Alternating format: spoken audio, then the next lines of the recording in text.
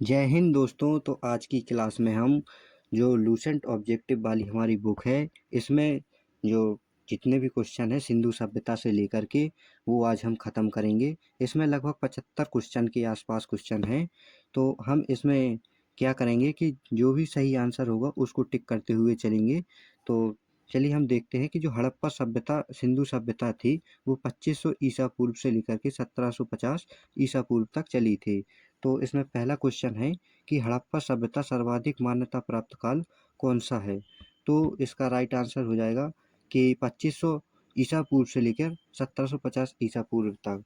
Question number 2 है कि सिंधु घाटी सभ्यता निम्नलिखित में से किस सभ्यता की समकालीन नहीं थी। तो जो हमारी सिंधु घाटी सभ्यता थी वो मिस्र की सभ्यता और मेसोपोटामिया की सभ्यता और चीन की सभ्यता की समकालीन थी, लेकिन ग्रीक की सभ्यता इस समय नहीं थी। अब तीसरा क्वेश्चन देखते हैं कि सिंधु घाटी सभ्यता कहाँ तक विस्तृत थी।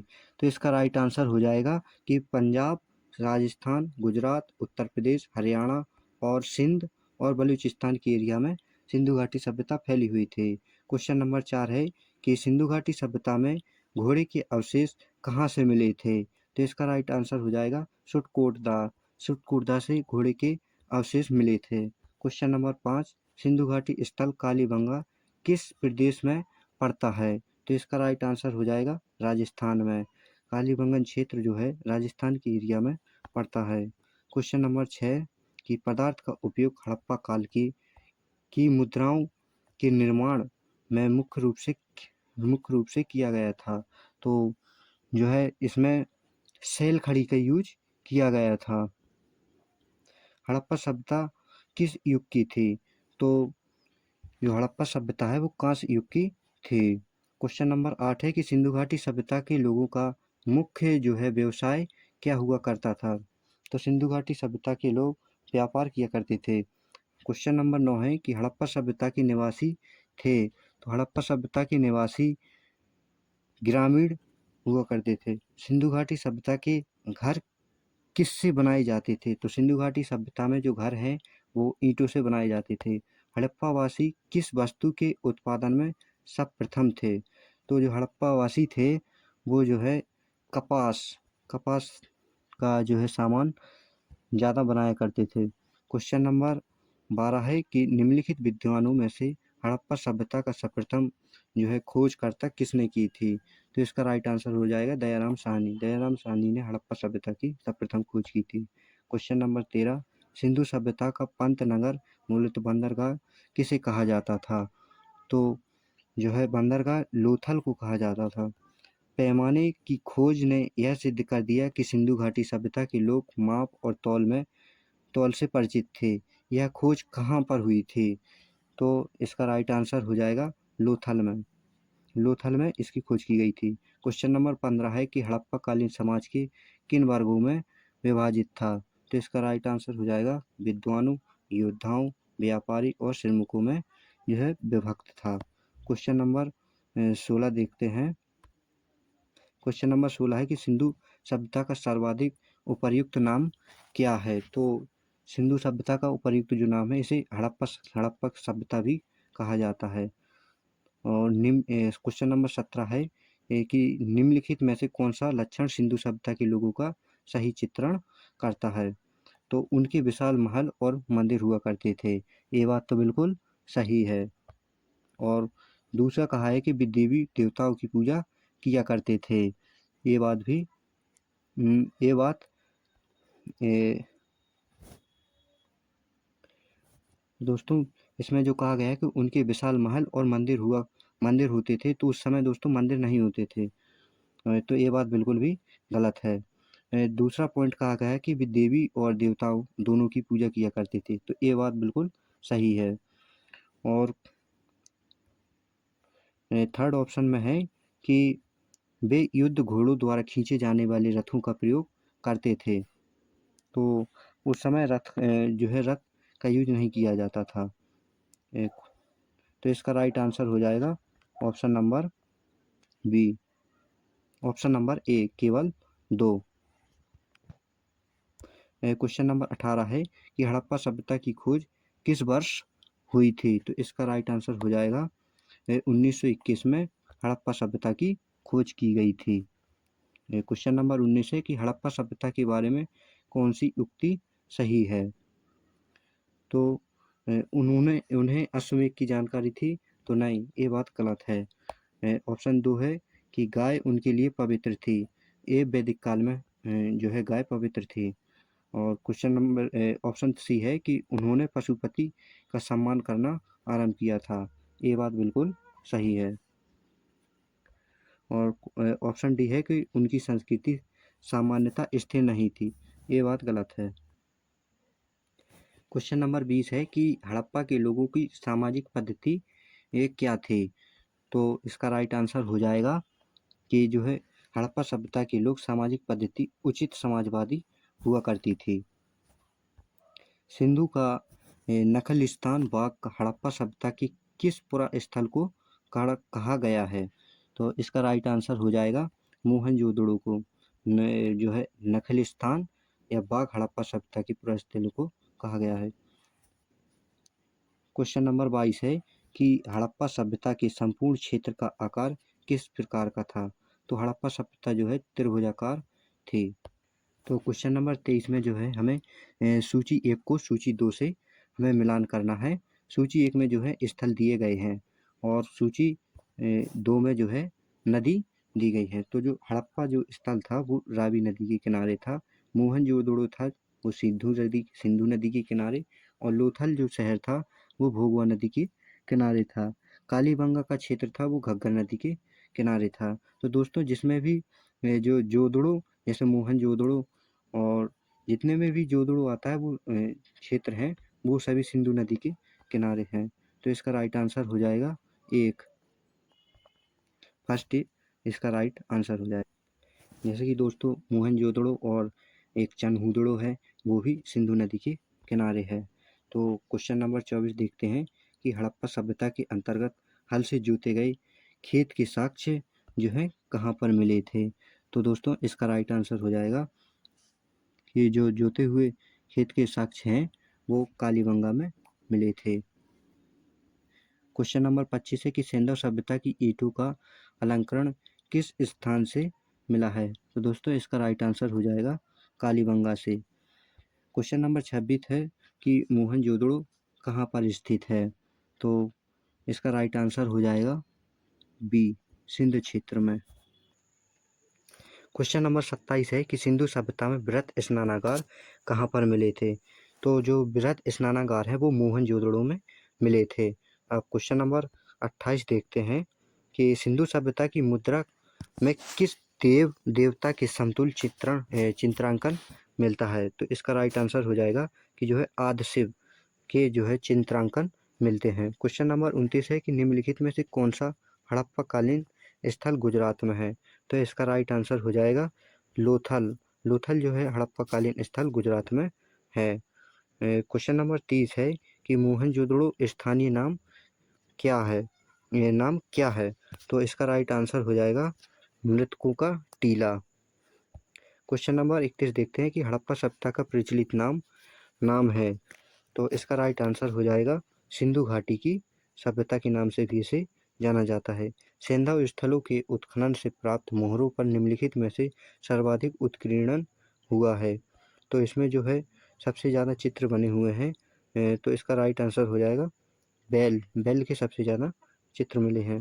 क्वेश्चन नंबर 33 है कि सिंधु घाटी सभ्यता जानी जाती है। सिंधु घाटी सभ्यता जो है अपने नगर नियोजन के लिए जानी जाती है। सिंधु सभ्यता का कौन सा स्थान भारत में स्थित है। तो इसका राइट आंसर हो जाएगा लोथल। लोथल जो है भारत में स्थित है। क्वेश्चन नंबर 35 है कि भारत में खोजा गया सबसे पहला पुराना शहर कौन सा है। तो इसका राइट आंसर हो जाएगा हड़प्पा। भारत में चांदी की उपलब्धता के प्राचीनतम साक्ष्य मिलते हैं।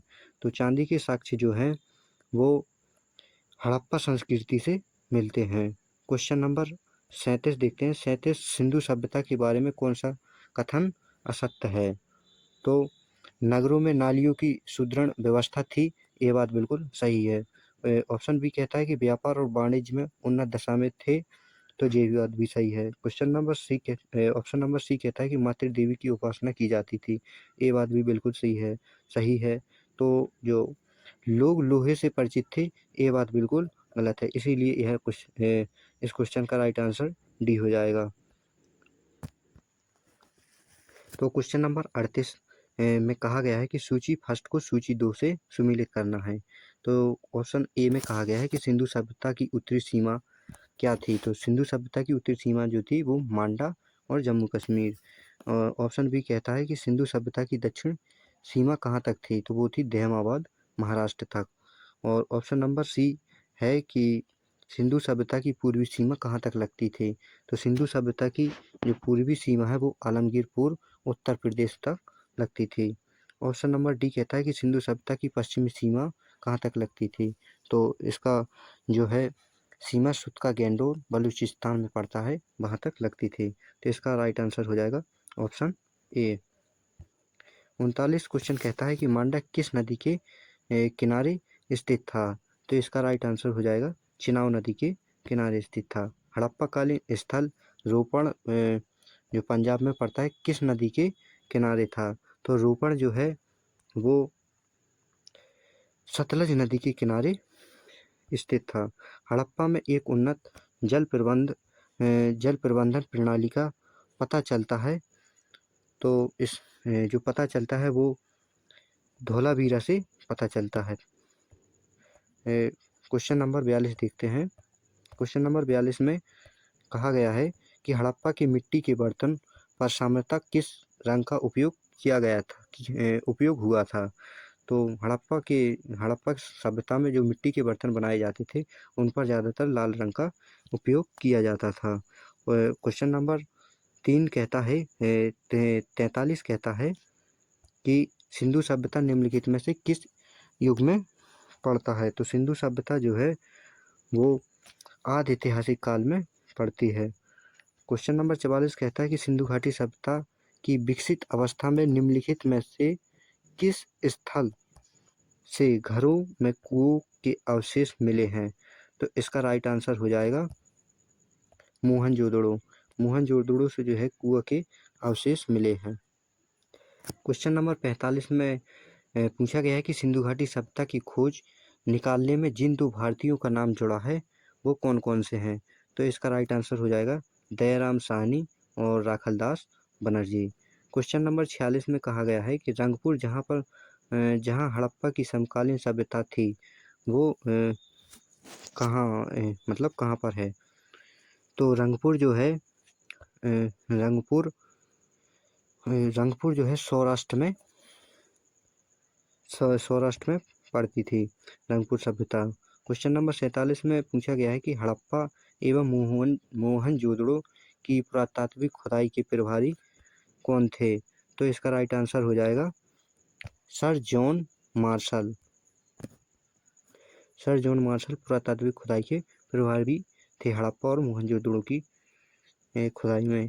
क्वेश्चन नंबर 48 कहा गया है निम्न में से किस पशु की आकृति जो मुहर पर मिली है जिससे ज्ञात होता है कि सिंधु घाटी एवं मेसोपोटामिया की सभ्यता के मध्य व्यापारिक संबंध थे।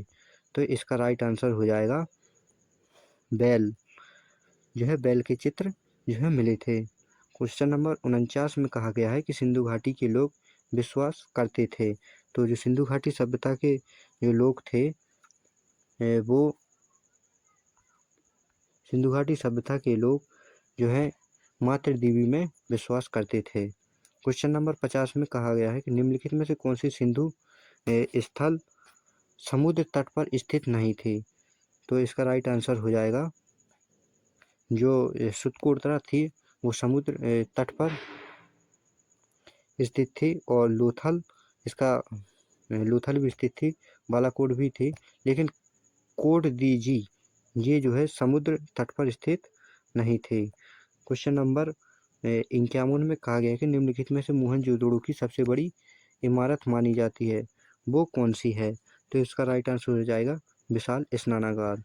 क्वेश्चन नंबर 52 में कहा गया है कि हड़प्पा कालीन लोगों ने नगरों में घरों के विन्यास के लिए कौन सी पद्धति अपनाई थी।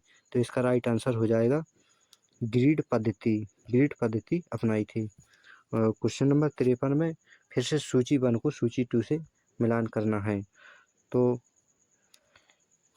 जो लोथल था जो पुरातात्विक अवशेष, लोथल से कौन से पुरातात्विक अवशेष मिले हैं? तो लोथल से गोदीवाड़ा मिला हुआ है और कालीबंगन से जुते हुए खेत के साक्ष्य मिले हुए हैं और जो है धोलावीरा से जो है हड़प्पा लिपि के बड़े आकार के 10 चिन्हों वाला एक शिलालेख मिला हुआ है और बनवाली से जो है पकी ईंट की बनी हुई हल्की प्रतिकृति बनी हुई है प्रतिकृति मिली हुई है। तो इसका राइट आंसर हो जाएगा 53 का जो है बी। तो दोस्तों अब हम क्वेश्चन नंबर 54 को देखते हैं कि क्वेश्चन नंबर 54 में कहा गया है कि पशुओं में से किस एक हड़प्पा सभ्यता में पाई मोहरों और टेराकोटा की कलाकृतियों में निरूपण अंकन नहीं हुआ है? तो इसका राइट आंसर हो जाएगा शेर के जो है चित्र नहीं मिले हैं। तो हड़प्पावासी किस धातु से परिचित नहीं थे? तो जो हड़प्पावासी थे वो लोहा से परिचित नहीं थे। क्वेश्चन नंबर 56 कहता है कि निम्नलिखित में से किस हड़प्पाकालीन स्थल से युगल समाधान के साक्ष्य मिले हैं? तो इसका राइट आंसर हो जाएगा लोथल से जो है युगल समाधान के साक्ष्य मिले हैं।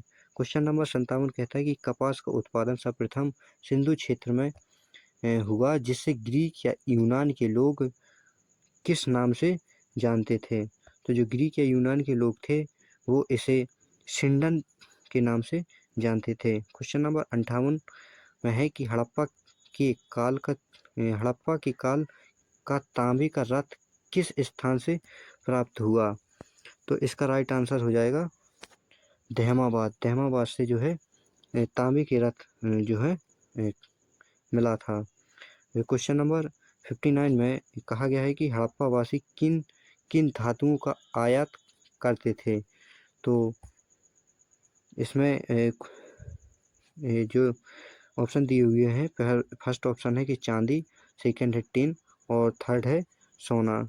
तो इसका राइट आंसर हो जाएगा 59 का 1, 2 और 3, तीनों के तीनों जो है हड़प्पावासी इन धातुओं का आयात करते थे। क्वेश्चन नंबर 60 है कि हड़प्पावासी लार्ज बर्द यह भवन निर्माण की सामग्री का आयात कहाँ से करते थे? तो इसका राइट आंसर हो जाएगा हिंदू कुश के क्षेत्र के वध खंसा से आयात करते थे। क्वेश्चन नंबर 61 कहता है कि हड़प्पा अफगानिस्तान में स्थित सिंधु सभ्यता से संबंधित है। तो फर्स्ट ऑप्शन में है कि मुंडी गाक, सेकंड में है श्रुतोगोई, थर्ड ऑप्शन कहता है ए एंड बी और ऑप्शन डी कहता है हड़प्पा। तो इसका राइट आंसर हो जाएगा 61 का ऑप्शन सी जो है मुंडी गाक और श्रुतगोई दोनों के दोनों सिंधु सभ्यता से संबंधित स्थल हैं। क्वेश्चन नंबर 62 कहता है कि कौन से नगर सिंधु सभ्यता के बंदरगाह नगर थे? तो इसका राइट आंसर हो जाएगा देखते हैं। ऑप्शन फर्स्ट कहता है कि लोथल एवं सुत्कागेंडोर, ऑप्शन बी कहता है अल्लादीनो एवं बालाकोट, ऑप्शन सी कहता है कुनातासी। तो ये तीनों के तीनों क्षेत्र हैं वो बंदरगाह नगर थे। क्वेश्चन नंबर 63 कहता है कि मोहनजोदड़ो से प्राप्त पशुपति शिव या आदि शिव मुहर में किन जानवरों का अंकन हुआ है? तो इसका राइट इसमें फर्स्ट ऑप्शन दिया हुआ है व्याघ्र एवं हाथी, ऑप्शन बी में है गेंडा एवं भैंसा, ऑप्शन नंबर सी कहता है हिरण। तो इसका राइट आंसर हो जाएगा ऑप्शन नंबर डी। इनमें तीनों के तीनों जो ऑप्शन दिए गए हैं इन सब का अंकन हमको देखने को मिलता है। तो क्वेश्चन नंबर 64 में कहा गया है कि हड़प्पा कालीन स्थल से नृत्य मुद्राएं वाली स्त्री की कांस्य मूर्तियां प्राप्त कहाँ से हुई हैं? तो क्वेश्चन नंबर 64 का आंसर हो जाएगा ए मोहनजोदड़ो से। क्वेश्चन नंबर 65 में कहा गया है कि हड़प्पा कालीन स्थल से पुजारी की प्रस्तर मूर्तियां प्राप्त हुई हैं। तो इसका राइट आंसर हो जाएगा हड़प्पा से। क्वेश्चन नंबर 66 में कहा गया है कि किस सिंधु कालीन स्थल से एक ईंट पर बिल्ली का पीछा करते हुए कुत्ते के पंजों के निशान देखने को मिलते हैं? तो इसका राइट आंसर हो जाएगा जाएगा चनहूदड़ो। क्वेश्चन नंबर 67 में कहा गया है कि किस हड़प्पा कालीन स्थल से प्राप्त जार पर चोंच में मछली, दवाई, चिड़िया एवं पेड़ के नीचे खड़ी लोमड़ी का चित्रांकन देखने को मिलता है, जो पंचतंत्र की लोमड़ी की कहानी को दिखाता है। तो इसका राइट आंसर हो जाएगा लोथल। लोथल से हमें जो है खड़ी लोमड़ी का चित्रांकन मिलता है, जो मछली, दवाई, चिड़िया एवं पेड़ के नीचे खड़ी लोमड़ी का चित्रांकन मिलता है। इसका राइट आंसर हो जाएगा Lothal. Question number 69 question number 68 इसमें कहा गया है कि स्वतंत्र उत्तर भारत में सबसे अधिक संख्या में हड़प्पाकालीन स्थलों की खोज किस प्रांत से हुई है। इसमें फर्स्ट ऑप्शन दिया है गुजरात, सेकंड दिया है राजस्थान, थर्ड ऑप्शन है पंजाब और हरियाणा, फोर्थ ऑप्शन है उत्तर पश्चिमी और उत्तर प्रदेश। तो इसका राइट आंसर हो जाएगा गुजरात। क्वेश्चन नंबर 69 में कहा गया कि निम्नलिखित में से कौन सी फसल हड़प्पा कालीन लोगों का मुख्य खाद्यान्न नहीं थे। तो इसमें जो थे 69 में ऑप्शन दिया हुआ है जौ और दालें, चावल और गेहूँ। तो जो हड़प्पा कालीन सभ्यता के लोग थे उनका मुख्य खाद्यान्न चावल नहीं था। क्वेश्चन नंबर 70 में कहा गया है कि कथन ए में कहा गया कि हड़प्पा तथा मोहनजोदड़ो अब विलुप्त हो गए हैं। तो ये बात सही है और इसका कारण दिया हुआ कि वे उत्खनन के दौरान प्रकट हुए थे, यही बात सही है। तो ऑप्शन इसका राइट हो जाएगा ए और आर दोनों सही है तथा आर ए की सही स्पष्टीकरण करता है। तो क्वेश्चन नंबर 71 में कहा गया है कि सिंधु घाटी सभ्यता के संदर्भ में निम्नलिखित कथनों पर विचार कीजिए। तो फर्स्ट ऑप्शन में कहा गया है कि यह प्रमुख लौकिक सभ्यता थी तथा उसमें धार्मिक तत्व यद्यपि उपस्थित था, वर्चस्वशाली नहीं था। तो ऑप्शन बी में दो में कहा गया है कि उस काल में भारत में कपास से वस्त्र बनाए जाते थे। तो दोनों के दोनों जो ऑप्शन हैं वो सही हैं। तो इसलिए इसका राइट आंसर हो जाएगा सी, 1 और 2 दोनों। दोस्तों क्वेश्चन नंबर 72 में फिर से हमें सूची 1 को सूची 2 से मिलान करना है। सूची 1 में जो है हड़प्पा के जो है स्थल दिए हुए हैं और सूची 2 में बताया गया है कि वो कहाँ पर स्थित है, हमको बताना है। तो पहला ऑप्शन कहता है कि मांडा कहाँ पर स्थित है। तो जो मांडा है वो जम्मू कश्मीर में स्थित है। ऑप्शन बी में पूछा है कि दहमाबाद कहाँ पर स्थित है। तो दहमाबाद जो है वो महाराष्ट्र में स्थित है। अब कालीबंगा है वो राजस्थान में स्थित है और जो राखीगढ़ी है वो हरियाणा में स्थित है। इसलिए इसका राइट आंसर हो जाएगा ऑप्शन सी। क्वेश्चन नंबर 73 देखते हैं कि हड़प्पा कालीन स्थलों में अभी तक किस धातु की प्राप्ति नहीं की गई है। तो इसका राइट आंसर हो जाएगा लोहा की जो है अभी तक प्राप्ति नहीं की गई है।